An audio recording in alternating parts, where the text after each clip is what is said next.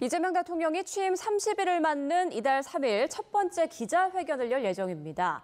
국회에선 김민석 국무총리 후보자 인준 문제를 두고 공방이 더욱 거세지고 있는데요. 전국 상황 오늘은 김유정 전 민주통합당 의원, 정광재 국민의힘 대변인과 함께 짚어보겠습니다. 안녕하십니까? 안녕하세요.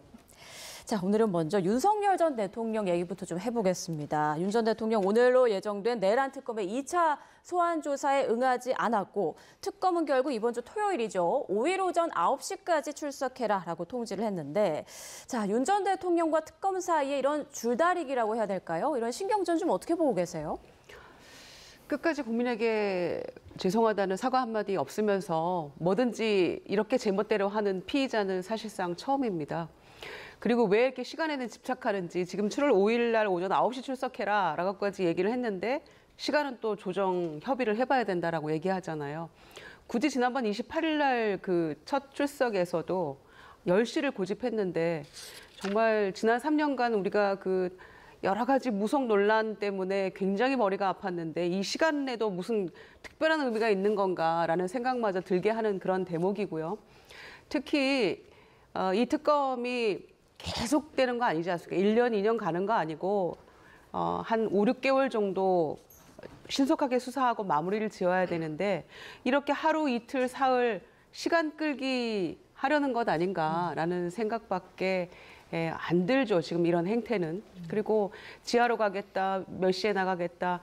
이렇게 특검하고 거의 무슨 배틀 하듯이 출석 시간과 날짜를 이렇게 정하는 이런 모습도 정말 보기 드문 피의자의 모습이고요. 역대 대통령들이 다 법정에 서고 검찰 수사 받았습니다마는 이렇게까지 염치 없게 또 졸렬하게 이런 모습을 보이지는 않았거든요. 그래서 계속해서 시간만 가라, 세월아 가라. 그러면은 본인이 주장하는 대로 나는 무죄야. 이런 생각, 그 망상에 여전히 빠져 있는 것 같아서 참 안타깝고 보기 매우 민망한 모습이라고 생각합니다. 네, 특검팀에서는 5일도 출석하지 않으면 체포영장뿐 아니라 구속영장까지 검토하는 할 것으로 그렇게 관측이 되고 있는데 김 의원님께서도 말씀하셨습니다만 윤 전 대통령 측에서 체포영장은 청구되지 않지만 시간은 끄는 그런 전략을 쓰고 있다. 이런 분석도 나오더라고요. 어떻게 보세요? 예, 기본적으로 윤석열 전 대통령은 특검의 수사에 적극적으로 응해야 할 의무가 있다고 생각합니다. 윤석열 전 대통령은 이제 전직 대통령이라는 신분이 있기는 하지만 자연인이죠. 만인은 법 앞에 평등하다는 아주 평범한 진리 앞에 누구도 예외일 수 없기 때문에 특검이 이렇게 소환 조사를 한다고 하면 적극적으로 응해야 하는데 다만 여기에 그 한계는 분명히 있다고 생각합니다. 피의자의 방어권도 충분히 보장이 돼야 하는 거죠. 특검이 특정 기일에 나오라고 요구할 수 있고요. 피의자도 사실 이 일정을 조율할 권리가 있습니다.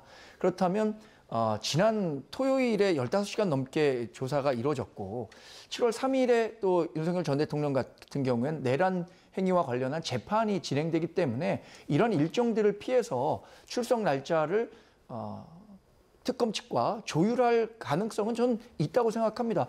이재명 대통령도 자신이 이재명 대표 시절에, 그러니까 민주당 당대표 시절에 재판 일정과 관련해서는 여러 이유로 재판에 참석하지 않고 기일을 조율한 적이 있었거든요. 그런 측면에서 조율은 가능한 일이라고 생각합니다.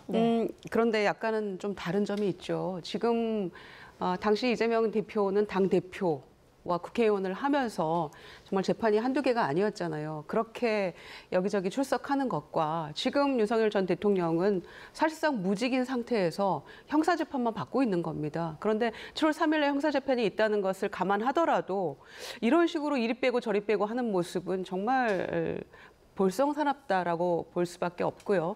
특히 본인이 국정농단 사태 때에도 특검팀에서 일을 했었잖아요. 그러면서 본인이 그 상대 피의자가 이런 식으로 법기술을 쓰면서 계속해서 특검팀하고 뭐 무슨 의도적으로 이렇게 빼는 그런 모습을 보였을 때 과연 어떻게 했을까? 가장 잘 아는 분 아닙니까?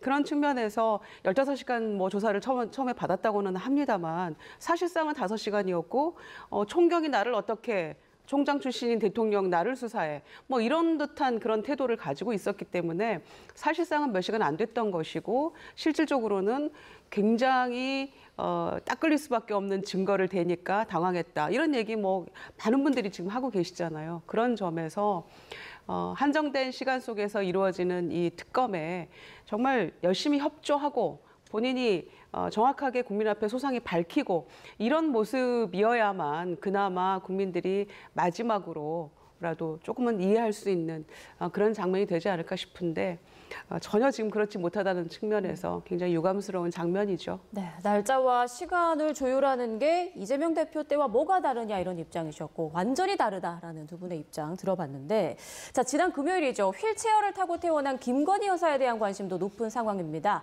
관련해서 나온 목소리 들어보겠습니다. 먼저 소환할 가능성도 있을까요? 사건 진행 상황을 보면서 논의할 예정입니다. 아직은 정해진 바 없습니다. 김 여사 신병 확보 위해서 출국 금지도 검토하고 계실까요? 차츰 얘기할 기회가 있습니다. 확인해보니 지금 현재 그 저혈압이 아주 심하고요.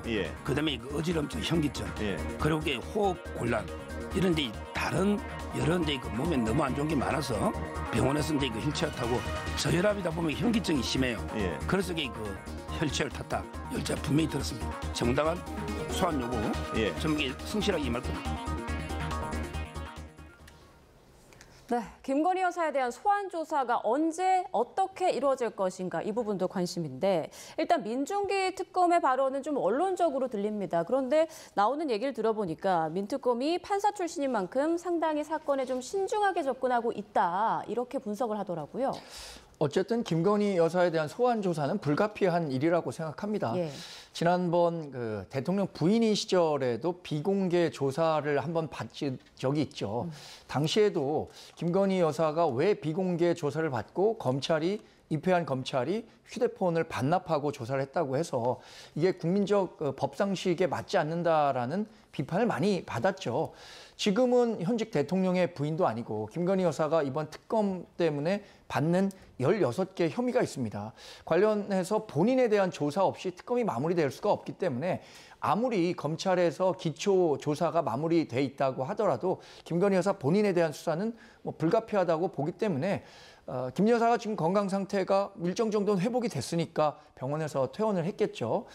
특검에서 소환 요구가 있으면 저는 정당한 소환 조사에는 응할 것이다라고 얘기를 했는데 특검이 이 얘기하는 소환은 어쨌든 뭐 이 조사를 받는 김건희 여사 측에서는 그것에 대한 문제 제기를 할 수는 있겠지만 법적 정당성을 지금 입법 과정을 통해서 마련한 거잖아요.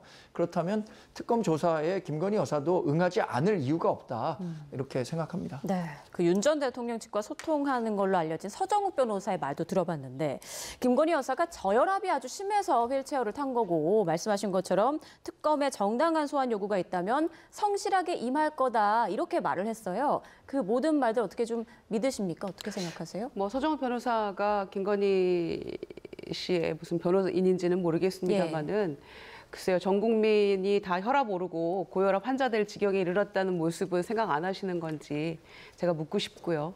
특히 휠체어 타고 나오는 모습이랄지 또 나중에 차량에 탑승하는 모습 뭐 그런 맥락을 봤을 때 진짜 괜찮은 거냐, 아픈 게 맞았던 거냐, 뭐 이런 얘기까지 나오고 있는 모습 아니겠습니까? 그래서 휠체어 타고 동정심 유발하려는 그런 작전 아니냐 이런 얘기까지 나오고 있지만 어찌됐거나 회복이 됐다니까 다양한 일이고요. 그리고 특검에 언제라도 출석해서 성실하게 조사를 받아야죠. 그런데 정당한 수사에는 뭐 소환에는 응하겠다. 그러면은 정당성 여부를 누가 판단을 합니까? 뭐 본인이 판단하겠다는 건가요? 피의자가? 그건 부창부수다라는 생각이 들고요. 특히 이 민중기 특검 경우에는 판사 출신이시잖아요. 그러니까 조금 캐릭터가 다른 것 같아요. 내란 특검의 조은석 특검과는. 그래서 굉장히 신중하게 차분하게 여러 가지를 다 살펴보고 있는 것 같은데 혐의가 16가지 아닙니까? 그중에 모든 혐의의 정점에는 김건희 여사가 있기 때문에 뭐 수사는 불가피한 것이고요. 그래서 이미 이제 많이 수사가 진전된 것들이 있잖아요. 16개 중에서.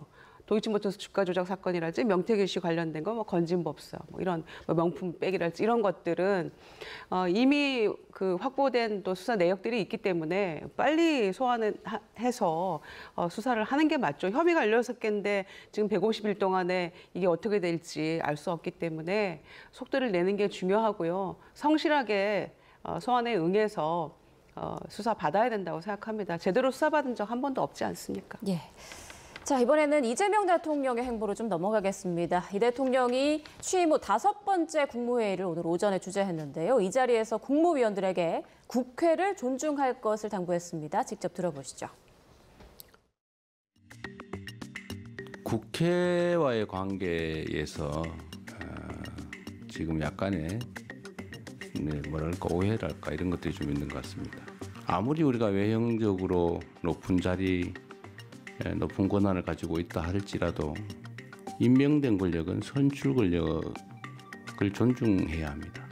국회는 국민으로부터 직접 권력을 위임받은 기관이어서 우리 국무위원들께서 국회에 가시면 그 직접 선출된 권력에 대해서 존중감을 가져주시면 좋겠어요. 국가의 기본적 질서에 관한 문제니까 최대한 국회에 존중을 해주시기를 당부드립니다. 임명된 권력은 선출된 권력을 존중해야 한다. 뭐가 굉장히 좀 의미심장하게 들리는데요. 어떤 의미로 한 말일까요?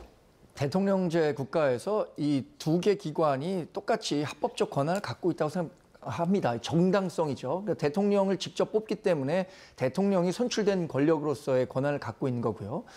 국회의원도 선거를 통해서 뽑히기 때문에 그런 권한을 갖게 되는 거죠. 저는 이재명 대통령이 지금 다수당의 대표 출신의 대통령이라는 장점을 10분 활용하고 있다고 생각합니다.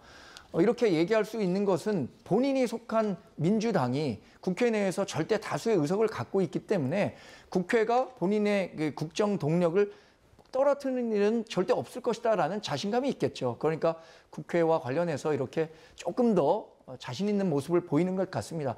반면에 2022년에 윤석열 전 대통령 같은 경우에는 당시에 우리 당이 소수 정당이었고 윤석열 전 대통령이 우리 당에서 오랫동안 활동하지 못했었던 그 한계가 있었기 때문에 국회 관계가 매끄럽지 못했던 게 사실이죠. 결국에는 대국회 관계가 잘 이루어지지 않았기 때문에 결국 12월 3일 그 비상계엄도 있었고 결국에는 4월 4일에 파면되는 결정이 있었는데 그런 측면에서 이재명 대통령은 확실히 성공하기 위한 대통령으로서의 지금 조건은 잘 갖춰 있다고 생각하는데 반면에 이걸 거꾸로 생각한다면 국정 운영에 대한 실패에 대한 책임은 오롯이 민주당과 대통령이 질 수밖에 없다는 점 역시 명심해야 할 것으로 봅니다. 네, 어떻게 들으셨습니까? 그거는 뭐 집권 여당으로서 당연히 국정 운영에 대한 책임은 지는 것이죠. 그건 뭐 정부와 여당의 책임은 무한 책임이 있다고 저도 생각합니다. 다만 전임 대통령이 모든 국정 운영이랄지 어떤 대국회에 대한 어떤 그 정무적 판단이랄지 이런 것의 기준점이 되어서는 안 되겠습니다만 윤석열 전 대통령이 너무나 지나치게 과도하게 국회를 무시하고 거의 뭐 국회 무시의 선봉장 같은 역할을 했었기 때문에 저는 그 부분에 대한 비판도 숨어 있는 그런 국무회의의 이야기였다고 생각합니다. 특히나 지금 국무위원들은 전임 대통령이 임명한 국무위원들이고 향후 지금 이제 내각이 완성이 되어가고 있는 그런 상황입니다만은 인사청문회까지는 한두 번은 더 국무회의가 있을 거예요. 그런 점에서 윤석열 전 대통령이 매번 뭐라고 얘기했습니까? 국무회의 때마다 정기국회나 혹은 예산국회에 가서 국회 가서 잘 싸워라. 싸움의 대상으로 국회를 봤었거든요. 그런 점에서 정치가 완전히 실종돼 버린 그런 상황이었는데 국민주권 정부에서는 국민의 손으로 선출된 뽑은 국회의원들은 바로 국민을 대표한다는 측면에서 국회 존중은 곧 국민 존중이라고 보고 있는 것이죠. 그래서 그런 차원에서 뭐 응당해야 될 이야기를 한 것이라고 평가하고요. 또 국무위원들이 향후 국회에 가서 뭔가 뭐 예산이건 정책이건 대정부 질문이건 그 과정에서도 이런 대통령의 의중이 10분 반영된 그런 국민 존중, 국회 존중의 태도를 갖게 될 것이라고 생각합니다. 네, 앞서 정 대변인께서는 다수당 출신 이재명 대통령의 어떤 자신감에서 나온 발언이 아니겠느냐 이런 말씀해 주셨어요. 네. 그런데 이틀 뒤 7월 3일에 이제 취임 후 첫 대통령 기자회견이 열리는데 역대 대통령들은 보통 100일 전으로 해서 많이들 기자회견을 했는데 많이 빨리 잡혔단 말이죠. 네. 이것 또한 어떤 현안에도 내가 답할 수 있다. 이런 자신감에서 나온 거 아니겠느냐 이런 분석이 있더라고요. 120% 공감합니다. 이재명 대통령의 최근 행보를 놓고 보면은 국정 운영에 굉장한 자신감을 갖고 있는 것 같아요. 또 본인이 이번이 3번째 대통령 선거 출마였거든요. 그런 측면에서 국정과 관련해서 본인이 충분히 이해하고 있다라는 점을 강조하고 싶은 것 같고요. 반대로 이런 것도 작용했을 것 같습니다. 이재명 대통령이 49%대의 득표율로 대통령이 됐습니다. 그래서 이재명 대통령을 그동안 강력하게 지지했던 분들은 이 대통령에 대한 그 지지 강도가 굉장히 높아요. 그런데 오랫동안 정치를 하면서 반대로 이재명 대통령에 대한 반 이재명 정서가 있는 것도 사실이거든요. 이번에 이 계엄과 대통령 파면이라는 대통령 선거에도 불구하고 이재명 대통령이 과반의 득표율을 실패한 것은 그 반 이재명 정서도 전 작용했다고 봅니다. 그러니까 지난 30일에 대한 평가보다는 그런 반 이재명 정서를 가진 분들에게 앞으로 국정을 어떻게 운영할 것이다라는 방향을 제시하기 위한 기자회견을 계획하고 있는 것이 아닌가 생각이 듭니다. 사실 지난 30일 동안 평가하기에는 평가할 만한 내용들이 별로 없죠. 앞으로 국정을 어떻게 운영하겠다. 그러니까 이재명 대통령의 국정 운영 방향에 대해서 특히 외교 정책이라든가 대북 정책과 관련해서 상당히 걱정을 하는 분들도 많기 때문에 그런 부분들에 대한 소개, 설명의 자리를 가지려고 한 것 아닌가? 저는 그렇게 예상해 봅니다. 네, 취임 30일 기자회견, 시기도 앞당겼지만 형식도 남다를 예정이라고 하는데 타운홀 미팅 형식으로 진행된다고 하더라고요. 어떤 네. 자리가 될까요? 서로 좀 자유롭게 묻고 답하고 그런 모습 지금 화면에 나가고 있는 것처럼 지난번에 광주 군공항 이전 문제 가지고 광주에 내려가서 해당 지자체장들 그다음에 국민들 주민들 다 모여서 굉장히 자유로운 분위기 속에서 묻고 답하는 그런 자리를 가졌잖아요. 기업에서도 많이 하고 있는 그런 방식인데 서로 소통하고 이해하는데 굉장히 좋은 그런 형식의 장이 될 것 같고요. 지난번에 광주 가서 그 타운홀 미팅 했을 때도 군공항 이전 문제를 가지고 그 대변인이 진행을 하다가 대통령이 직접 진행을 했었잖아요. 제가 진행을 할까요? 이러면서 그러면서 사실 대통령 행사는 굉장히 정해진 까다로운 어떤 그 형식에 얽매이게 되는 경우가 많은데 분단위로 초단위까지도 저희가 쪼개서 행사를 준비를 했던 기억이 나는데요. 그날은 굉장히 자유롭게 질문도 하고 진행도 직접 해가면서 소통하는 모습을 보였는데 이번 기자회견도 그런 형식이 되지 않을까 싶고요. 형식도 중요하지만 그 내용에 있어서도 저는 좀 자유롭게 기자들이 과거의 어떤 그 얽매임에서 좀 벗어나서 질문하고 가장 중요한 거는 그 형식에 있어서 질문하고 답을 듣고 재질문할 수 있는 거. 네. 저는 그게 가장 목말라 했던 지점이 아닌가 생각해요, 언론인들이. 그래서 한 번 질문하고 딱 끝나버리면 맥락이 끊겨버리고 그다음 질문 이어지지 않으면 사실 듣고 싶은 답을 저희가 다 못 들은 경우가 많았거든요. 그래서 아마 그런 형식 같은 것을 좀 꼼꼼하게 잘 살펴서 30일 기자회견 역대 대통령 중에 처음 있는 것인데 30일 회견이 그런 정말 진정한 소통의 장이 좀 됐으면 좋겠습니다. 저도 좀 기대하고 있습니다. 네, 민생, 경제, 정치, 외교, 안보, 사회문화 등 각 분야별로 질의응답이 이루어질 예정이라고 하는데 어떤 이야기들이 오갈지 지켜봐야겠습니다. 자, 그리고 어제는요, 이재명 대통령의 초대로 용산 대통령실에서 문화예술계 수상자 간담회가 열렸습니다. 이 자리에 김혜경 여사와 남다른 친분이 있는 인물도 있었는데요. 화면으로 함께 보시죠. 네, 어제 간담회에는 성악가 조수미 씨를 비롯해 뮤지컬 어쩌면 해피엔딩의 박천유 작가, 발레리노 박윤재 씨, 폭삭 소가수다의 김원석 감독 등이 참석했습니다. K컬처가 세계의 중심이 되기 위해 정부 차원의 어떤 지원이 필요한지 대통령이 경청하는 자리였는데요. 그중 눈에 띄는 장면이 하나 있었습니다.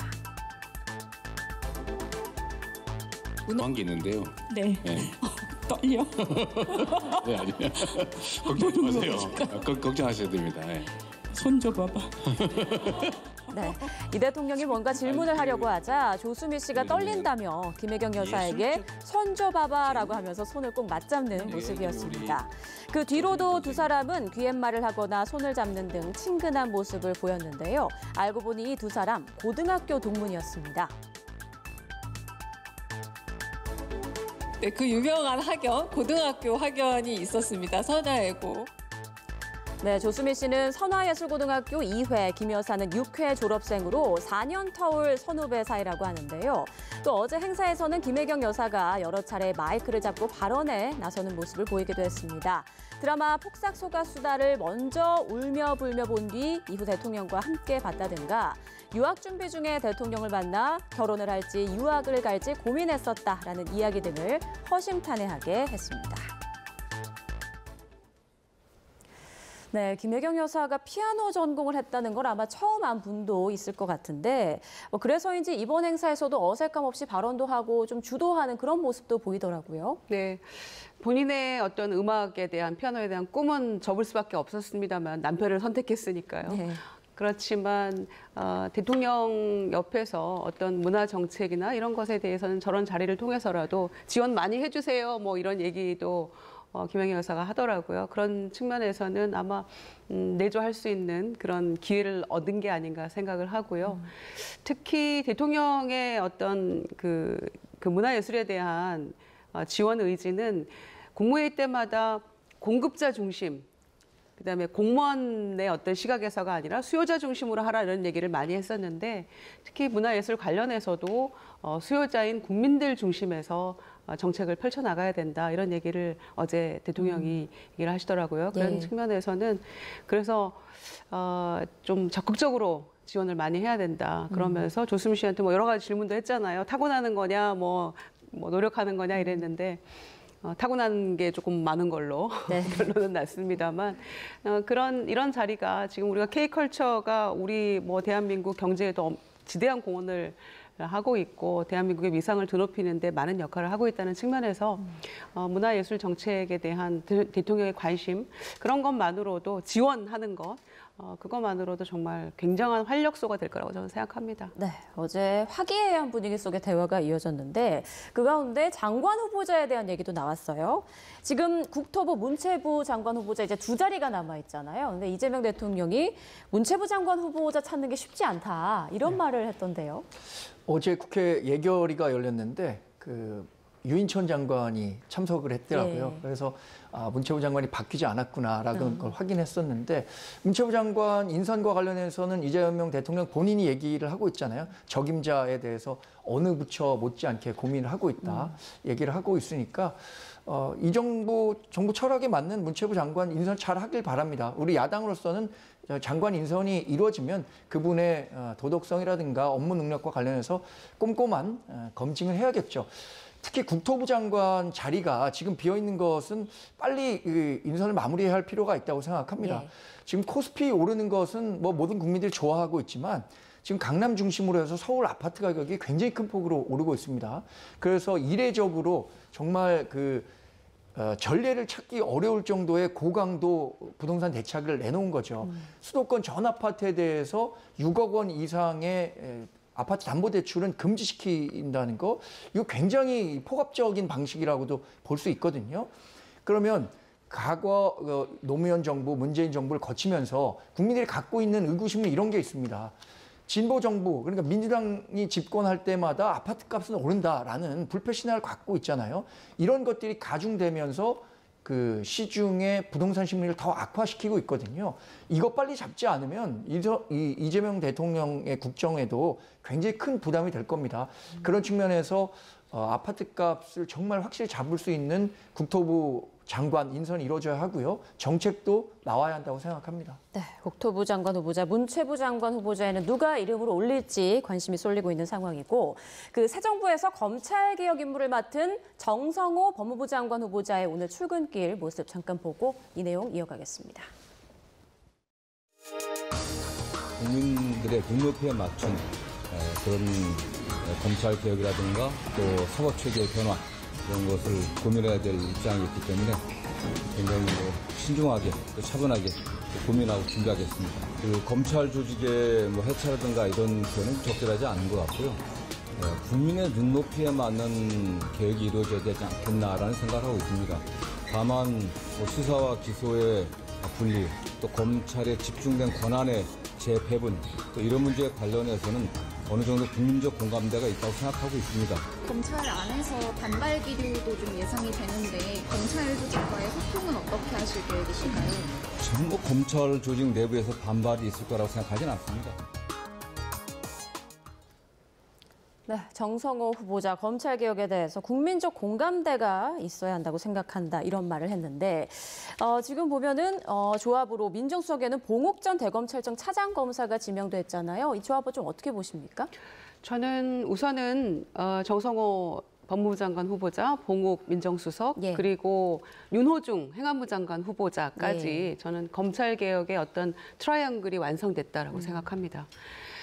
특히 먼저 윤호중 그 후보자 말씀을 드리면 법사위원장도 했고 또 원내대표를 문재인 정부에서 했었는데 사실 검찰개혁의 미완으로 끝나는 바람에 마지막 퍼즐을 맞추지 못한 그런 아쉬움도 있을 거예요. 그래서 행안부 장관이 되면 이제 검찰국 폐지하고 수사권 조정의 문제에 있어서도 상당히 역할을 할 거기 때문에 또 이 검찰개혁 맥락을 이해하고 있는 그런 후보자니까 새 이 트라이앵글이 완성이 됐다 이렇게 생각하고요. 정성호 후보자 같은 경우에는 대통령의 뭐 오랜 지인으로서 뿐만이 아니고 본인이 5선의 어떤 중량감 있는 정치인으로서 많은 역할들을 해왔고 실제로 사법개혁특위위원장으로서도 뭐 이 검찰개혁이나 이런 부분에서는 굉장히 조예가 깊은 분이잖아요. 네. 그런 점에서는 적임자다. 대통령의 국정 철학도 이해하고 그다음 또 힘도 실어줄 것이고 그리고 개인적으로도 인간적으로도 이해를 잘 하고 있는 측면이 있기 때문에 아마 이 검찰개혁에는 적임자가 아니었나 생각하고요. 봉욱 민정수석의 경우에도 지금 한 분이 낙마하고 난 이후에 온 사람인데 문재인 정부 때는 뭐 검찰개혁에 대해 수사기소권 분리에 대해서 반대했다 이런 얘기도 합니다만은 지금은 뭐 대통령의 의지가 확고하고요, 첫째. 그다음에 법무부 장관의 의지도 있는 것이고 행안부 장관도 마찬가지고 그런 점에서는 오히려 과거에는 어떤 본인의 어떤 생각이 있었는지 모르겠습니다만은 이 수사 기소 분리라는 이 측면에서 내부의 검찰이 뭐 이거는 너무나 국민들도 염원하는 것이고 당연히 이건 정해진 수순이기 때문에 이걸 어떻게 할 것인가만 남아 있다고 저는 생각해요. 그런 점에서는 내부의 어떤 반발도 잠재울 수 있는 조정자 역할도 저는 민정수석이 할 수 있을 걸로 보기 때문에 또 여기에 대해서 비판하는 여권 내부의 목소리도 있습니다만은 네. 법무부 차관과 아울러서요. 그렇지만 저는 세 사람이 삼각편대를 이루어서 검찰개혁을 국민의 뜻을 받들어서 굉장히 잘 해나갈 수 있을 것으로 기대하고 있습니다. 네, 일단 여권에서 여러 평가가 있지만 김 의원님께서는 긍정적으로 네. 보고 있다라는 말씀해 주셨습니다.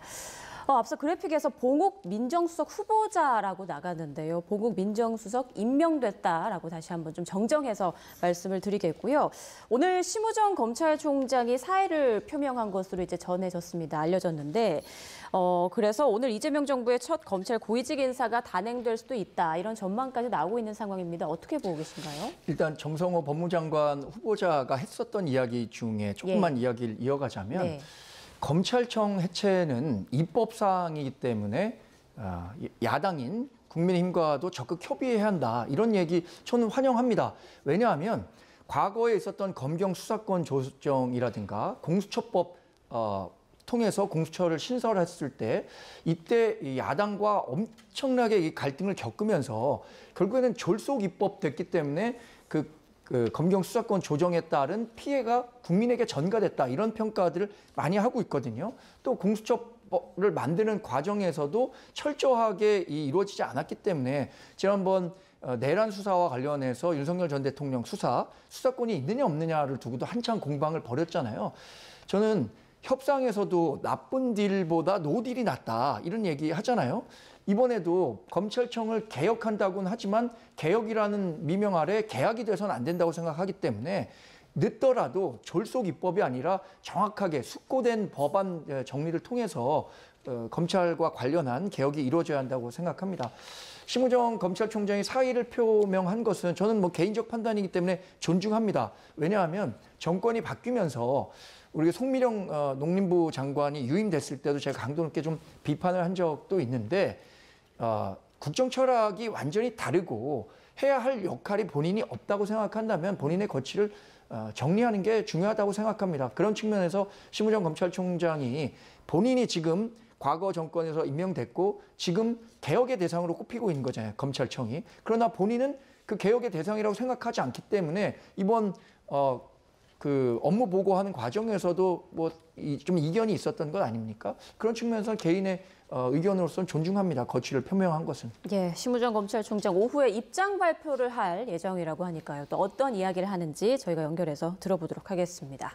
자, 김민석 국무총리 후보자에 대한 여야의 공방이 계속 거세지고 있는데요. 이런 가운데 어제 김민석 후보자가 국회에서 농성을 하고 있는 나경원 의원을 찾았습니다. 그 장면 보고 오시죠.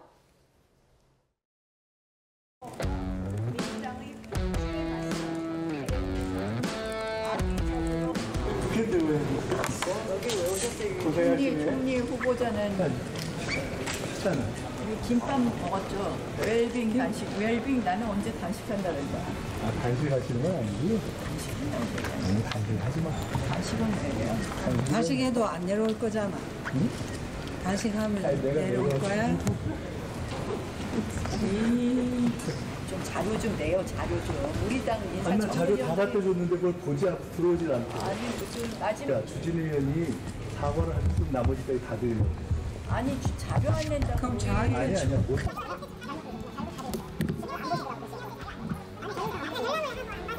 자료를 안 내셨다고 우리 당. 무슨 고생을 했어요. 수고.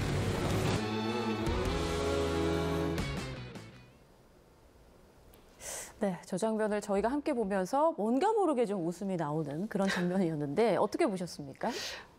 단식하면 내려올 거야 라는 그 반말투의 대화도 좀 낯설긴 합니다, 저는. 근데 그 정도로 가까운 사이인지, 김민석 후보자와.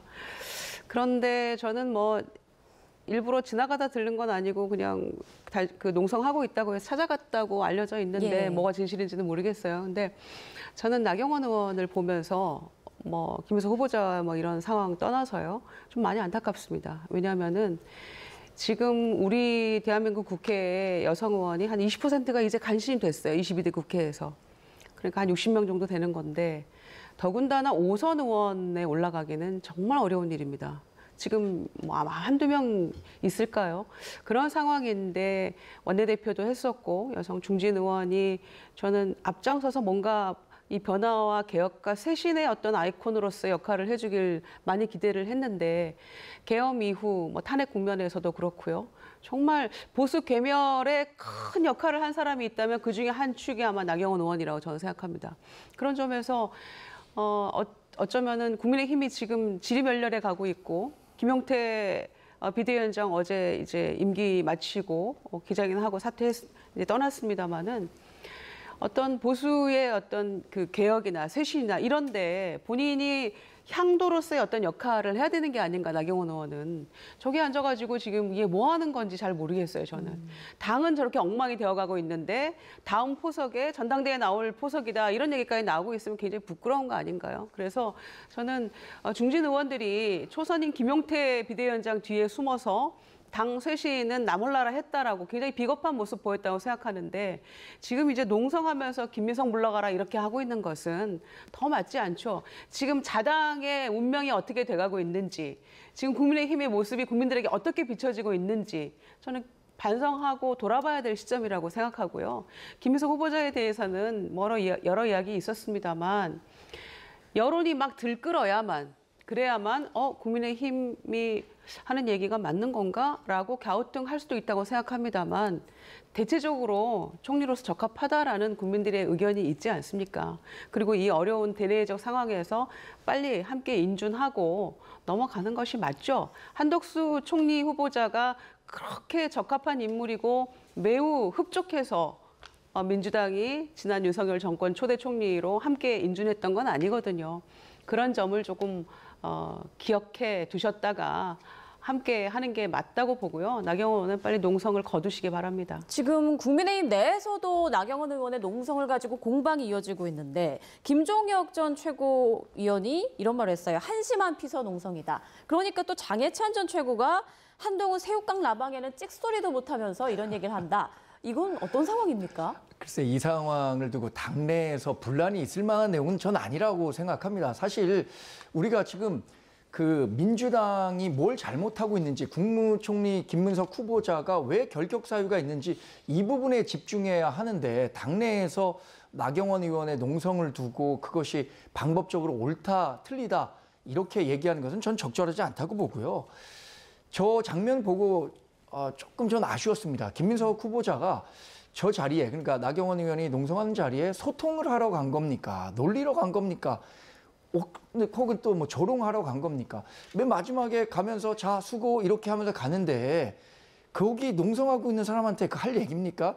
자 수고 이 얘기에는 어떤 의미가 담겨 있나 잘 들어보면요. 어차피 나 의원이 이렇게 여기서 뭘 농성을 한다고 하더라도 다음번 7월 4일인가요? 국무총리 인준과 관련해서 국회 표결이 이루어지면 민주당이 다수 의석을 갖고 있으니까 나는 국무총리가 돼. 그러니까 뭐 하든 뭘 하든 한번 해봐. 이런 식으로 읽히는 거 아닌가요?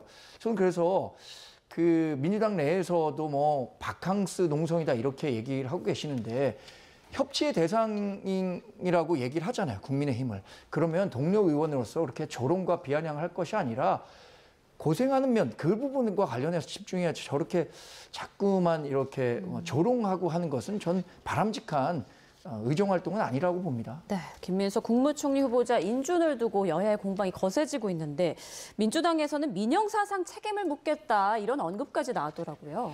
그렇습니다. 거듭해서 말씀드리지만 이제 그 청문회 때 소명했던 내용 중에 출판기념회 2번 뭐 경조사 있었고 이런 얘기들을 하지 않았습니까? 또 처가에서 뭐 얼마씩을 해서 합쳐보니 뭐 한 2억 가까이 되더라 이런 이야기들이 있었는데 마치 한꺼번에 그냥 6억을 어디다 쌓아두고 그렇게 한 양 충분히 의심할 수 있는 그런 얘기들을 했기 때문에 시점이 다 다른 그런 이벤트들이었는데도 불구하고요. 이제 그런 점에서 없는 말로 왜곡하거나 혹은 그 후보자에 대해서 명예훼손성 그런 발언이나 어떤 SNS의 어떤 글들이나 이런 거에 대해서는 묵과할 수 없다라는 그런 입장인 것이고요. 저는 국민의힘에서 대승적 차원에서 대통령도 이렇게 소통하려고 노력하잖아요. 또 여야 대표들 만남도 그렇고 또 8월 달에 전당대회 끝나면 아마 당대표들 또 모아서 대통령이 소통하고 그런 자리 또 마련할 거라고 저는 생각합니다. 그런 점에서 조만간 있을 총리 인준 표결에서는 함께 동참하는 모습을 보여야만 그래야만 국민의힘에 대해서도 국민들이 조금 이제 조금 달라지는 건가라는 그런 생각을 하시게 될 거라고 믿습니다. 네, 민주당은 모레 본회의에서 총리 인준안을 처리하는 것을 목표로 하고 있는 상황인데 또 본회의에서 어떤 상황이 벌어질지 지켜봐야겠습니다. 지금까지 김유정 전 민주통합당 의원, 정광재 국민의힘 대변인과 함께 전국 상황 짚어봤습니다. 고맙습니다.